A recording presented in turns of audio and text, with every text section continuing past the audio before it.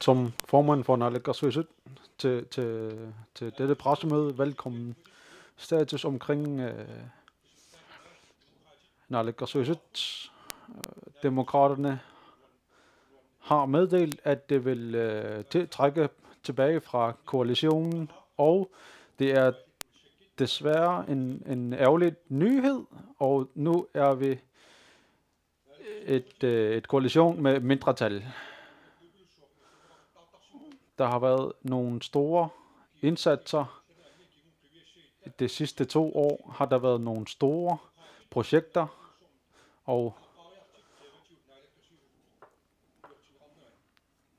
før har demokraterne også været en del af de store projekter i koalitionen, og Nunatak fra Nunatak har også været en stor del af koalitionen de sidste op til 7 år.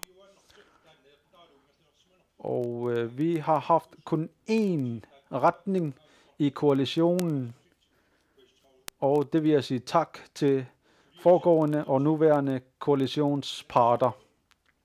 Vi har opnået rigtig meget, delvis med flertal, eller hvor de fleste partier var for.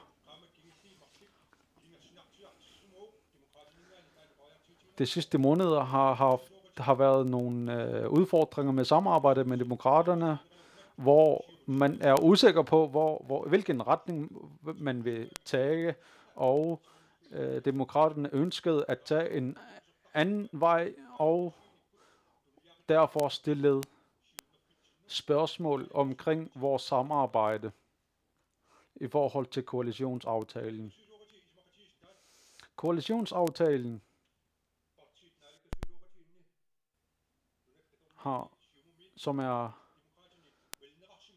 som er fuldt fra alle partier, fra demokraterne, Siumut og parti Nunatak. Men i morges har altså demokraterne trukket fra aftalen, og det munder ud i, at vi siger tak og farvel til 3 medlemmer, som er Sten, Jens Frederik og Anna. Og nu vil vi fordele posterne ud til nuværende medlemmer i koalitionen og fortsætter arbejdet således indtil vi starter med FU vintermødet i Inatsisartut. Derfor vil departementet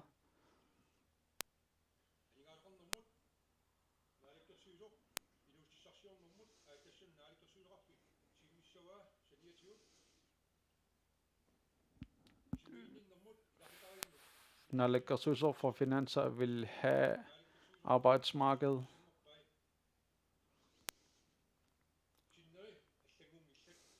Det andre ændrer sig ikke. Det er selvfølgelig ærgerligt, at vi er endt i denne situation, men jeg vil selvfølgelig håbe, at det ikke vil have nogle store konsekvenser og vi have nogle andre løsninger, men vi vil selvfølgelig fortsætte med koalitionsaftalen, indtil der kommer et nyt møde i Inatsisartut. Og jeg skal gentage til mine kollegaer, til demokraterne, som netop er trukket sig tilbage fra koalitionen. Så det vil jeg sige tusind tak til inden for anlæg og erhverv og inden for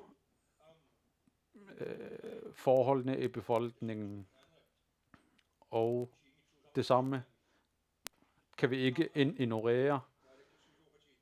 Nunatak indsats. Og jeg skal gentage her, at forholdene har ændret sig. Og vi vil nu i de næste par dage vurdere, hvordan vi vil fortsætte. Og Erik Jensen, nuværende nye formand for Siumut har også meddelt anderledes, og det skal vi selvfølgelig også respektere. Meget kort præsenteret. Tak. Værsgo. Naalakkersuisut for finanser. Tak. Vi fra Nunattaqitornaa, selvom vi synes, at det er ærgerligt, at demokraterne har trukket sig tilbage. Derimod vi vil gerne sige tusind tak til samarbejdet og den indsats, det har foretaget. Og vi kan også godt forstå deres begrundelser for deres tilbagetrækning, for der vedrører spørgsmål omkring, hvilken retning Siumut vil hen. Og vi vil sige klart fra Nunattaqitornaa, at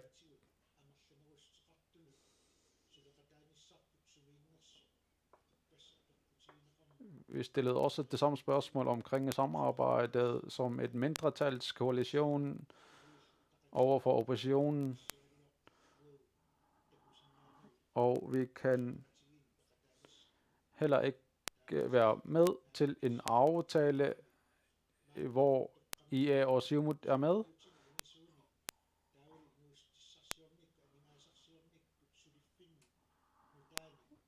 Og med hensyn til oprettelse af nye erhvervsmuligheder i samfundet og forhøje livskvaliteten, standarden, dette som vi har været med til, er vi selvfølgelig stolte over. Og det næste store skridt fra Siumuts side, fra deres generalforsamling inden for råstofområdet, og ikke mindst Kuannersuit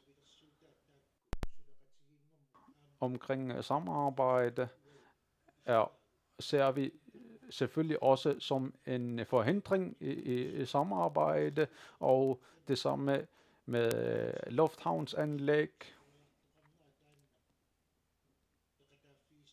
Og dette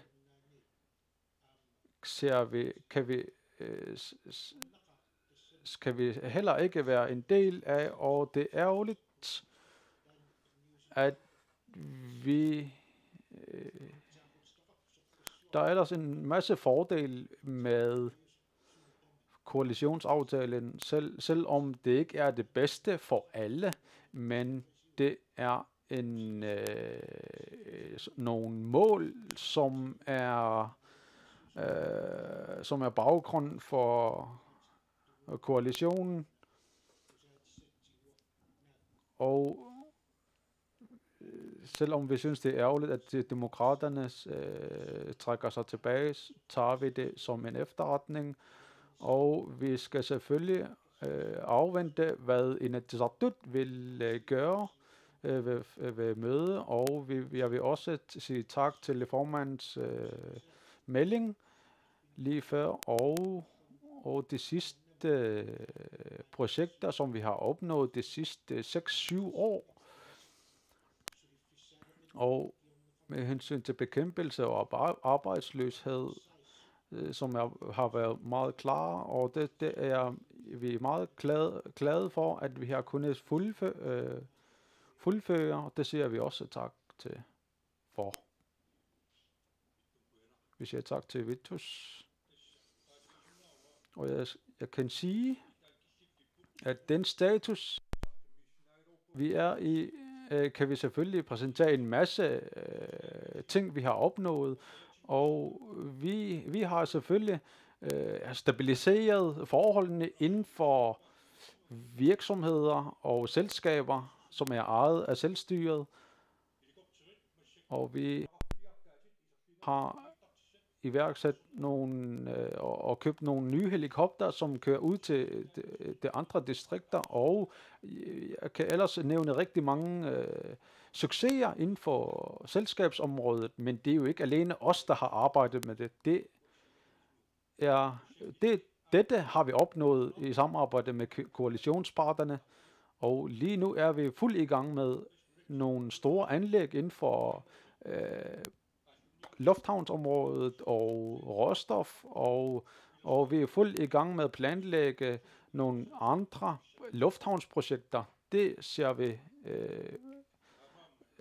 følger vi meget tæt på, spændt, og trods forskellige forhold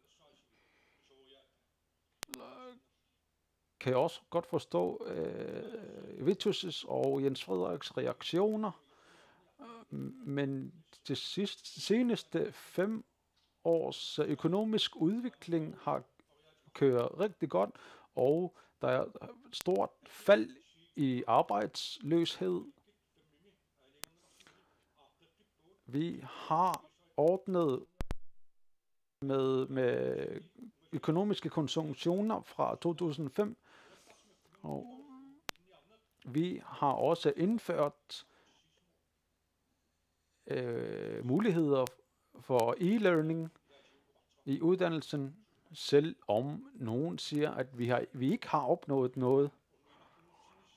Vi har også arbejdet inden for at gøre Grønland attraktiv, og gøre investorer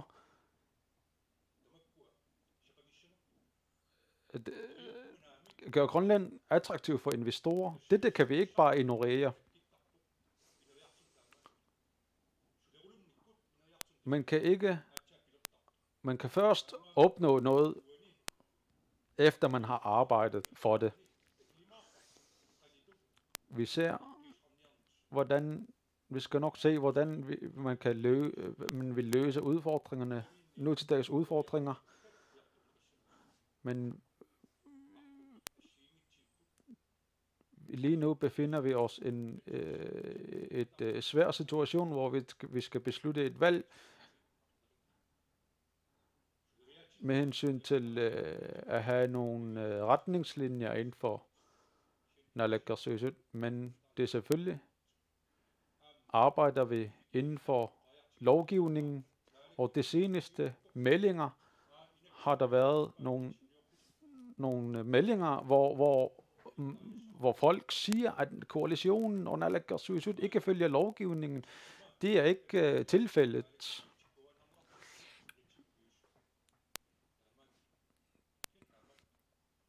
Men sådan reagerer rigtig mange folk, men det er ikke tilfældet. Vi har en pligt at følge disse lovgivninger. Og jeg skal gentage igen, at samarbejdspartnerne, demokraterne og Nunatta-Qitornai har gjort et stort indsats. De har samarbejdet og opnået rigtig meget i koalitionen, men og ved hensyn til udførelsen af finansloven, det er et billede af koalitionen.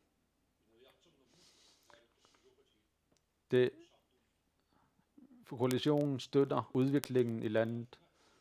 Og med disse ord vil vi gå over til pressen. Ivik er meget ivrig til at spørge. Hvorfor udstiller vi ikke valg? Vi er fuldt i gang med at finde muligheder og kigge på status, og lige nu kører vi et mindretalskoalition, men det er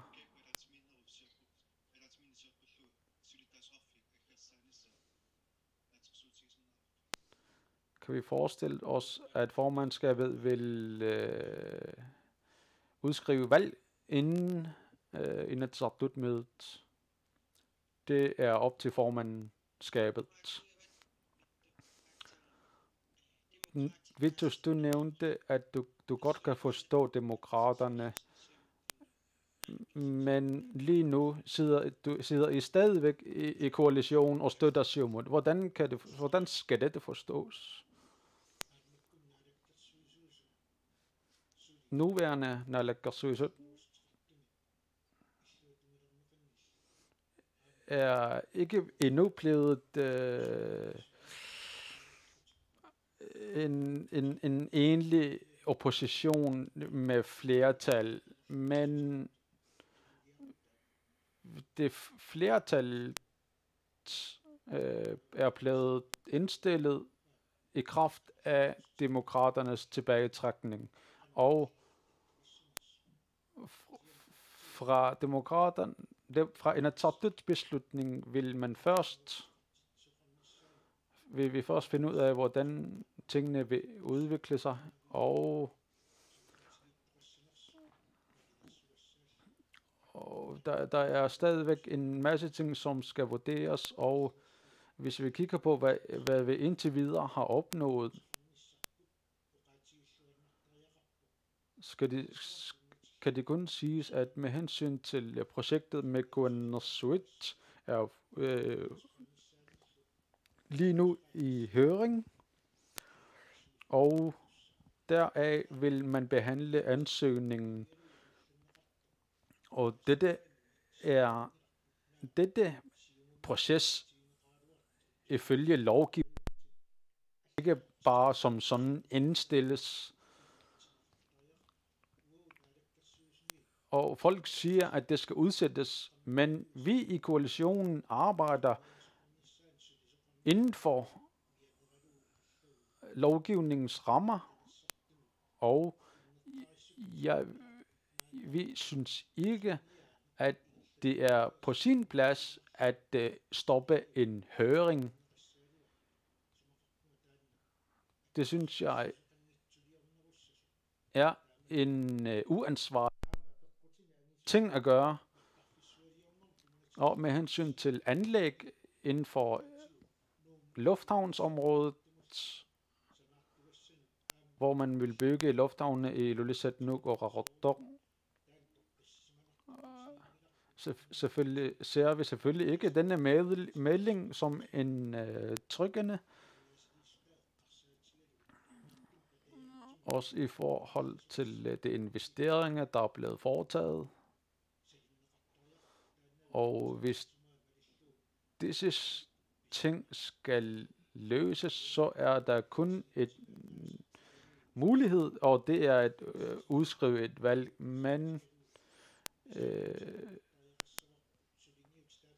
i den nuværende situation kan jeg kun se disse to muligheder, og lige nu er det svært at samarbejde, og vi ønsker ikke, at tingene bliver ændret på nuværende tidspunkt. Hvis man forestiller sig, at nu er der tilbagetrækning fra det tredje koalitionspart. Hvordan forestiller I samarbejdet fremover? Og vi har tidligere arbejdet i mindretalsregeringen, og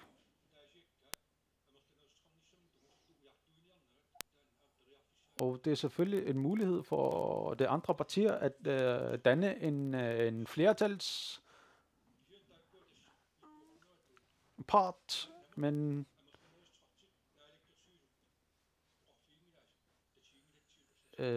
lige nu er der ikke noget udmelding om, at det flertal ønsker, at det ikke længere stoler på mindretalskoalitionen. Det har vi ikke hørt endnu, men det er op til Inatsisartut. Disse er muligheder, og det er min beslutning at fortsætte som en mindretalskoalition. Og formanden for Siumut har også kigget på nogle andre muligheder, inspireret fra kanadiske forhold, og disse forskellige muligheder kigger man på, og med hensyn til projektet omkring lufthavnene, håber jeg, at man vil fortsætte disse, og det samme med små lufthavne, mindre lufthavne. Og hvis så frem det man ikke fortsætter med disse, så vil der være nogle store katastrofer. Hvis man siger, at det store lufthavne vil være mindre end planlagt, så er det ikke noget til nytte. Det samme i Sydgrønland. Lige nu i Sydgrønland er der en stor arbejdsløshed. I forhold til Kuannersuit har der ikke været en egentlig godkendelse i koalitionen. Vi har kun godkendt, at der skal være en høring. Folk siger, at Naalakkersuisut har allerede godkendt det siden 2009, og siger, at det er ærgerligt, at folk siger det. Før 2009 har det været en myndighed, som ligger under Danmark. Og hvis vi kigger på forholdene, så har fra 2009 så har Inatsisartut godkendt at tage råstofområdet hjemtaget til Grønland. Det samme indhold er og så det drejninger og det man siger i pressen er ikke tryggende for samfundet. Vi har et pligt at uanset om vi er i Naalakkersuisut eller Inatsisartut, at vi skal skabe trygge rammer for befolkningen. Og det nytter ikke at prøve at skræmme befolkningen så. Og jeg håber, at man i forhold til høringen under miljøbeskyttelse og befolkningsbeskyttelse. Efter disse er blevet hørt og vurderet, derefter vil man tage en beslutning. Arbejdet forholder sig ikke sådan på den måde, at man har på forhånd besluttet, at man vil drive en råstofmine og derefter høre begå høring, og det er ikke forholdene.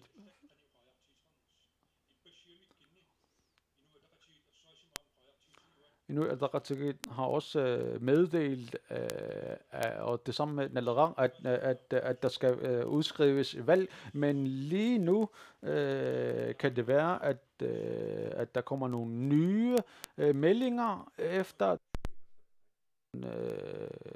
forhandlinger. Men det er Siumut, det arbejder Siumut på. Ingrid, har du spørgsmål?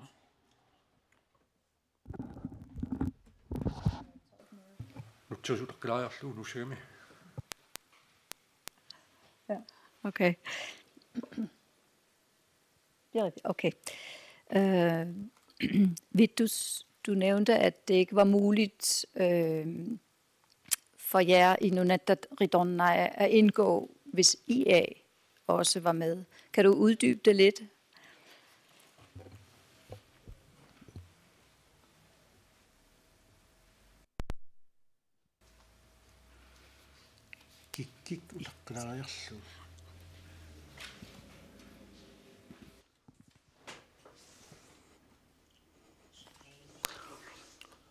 Som sagt er vores samarbejde i koalitionen fra Nunatta-Ridonnai.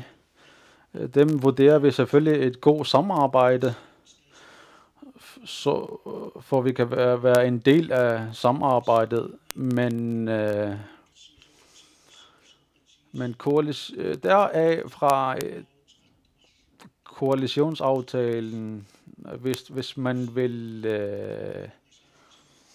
ændre på store områder i koalitionen. Er det svært at forestille sig at være en del af en ny koalitionsaftale. Så det vil sige, at vi kan ikke være en del af et nyt flertalskoalition, hvor vi har et meget mindre indflydelse, og derfor kan vi kun sige, at vi har haft en god samarbejde med Siumut, og hvis det samarbejde stopper, så synes vi, at det er ærgerligt. Apollo? Tak. Dette pressemøde nævnte i, at den nye formandskab eller bestyrelse i Siumut, og at de afventer deres melding. Hvor mægtig, hvor meget magt har Siumut beslutningen, og med Erik Jensen som formand, og det siger, at I venter på deres Siumuts melding, efter det har meldt ud, at I vil beslutte jer omkring en nyt valg eller noget. Hvor magtfuld er Siumut lige nu? Tak. Det er Siumuts Inatsisartut-gruppe, der skal bestemme, hvordan fremtiden vil se ud. Inden for politik,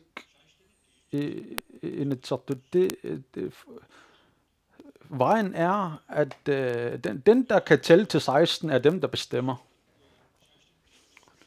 Vi kan ikke tælle til 16 i koalitionen. Derfor fortsætter vi som en mindretalskoalition, og jeg vil berette formanden om det, og det vil grupperne, Siumut-gruppen i Inatsisartut, det vil beslutte sig over, om det vil fortsætte på den måde, eller om det vil finde en anden løsning ved at tælle til 16. Og sådan ser lovgivning ud for. Hvis jeg nu siger, at jeg vil udskrive et valg i Inatsisartut, så er det op til Inatsisartut, om der skal være et egentligt valg i landet. Det er op til Inatsisartut. Den næste skridt bliver besluttet i Inatsisartut-mødet. Er der nogen andre? Det ser ikke sådan ud. Så vil vi sige tak til dette pressemøde. Og jeg håber, at I alle sammen har fået ud af disse informationer. Og kort sagt, så kører vi videre med et mindretalsregering. Mig som Kim Kielsen formanden, og jeg skal have udenrigsområdet, og Vitus vil have råstof og erhverv og beskæftigelse og sundhed og familie og juridiske anliggender ligger hos Martha. Og Jens Emanuelsen vil beholde fiskeri, og Ketty beholder sine områder. Jesvane beholder sin, det vil sige i alt 7 naalakkersuisut. Tusind tak for, at I kunne komme.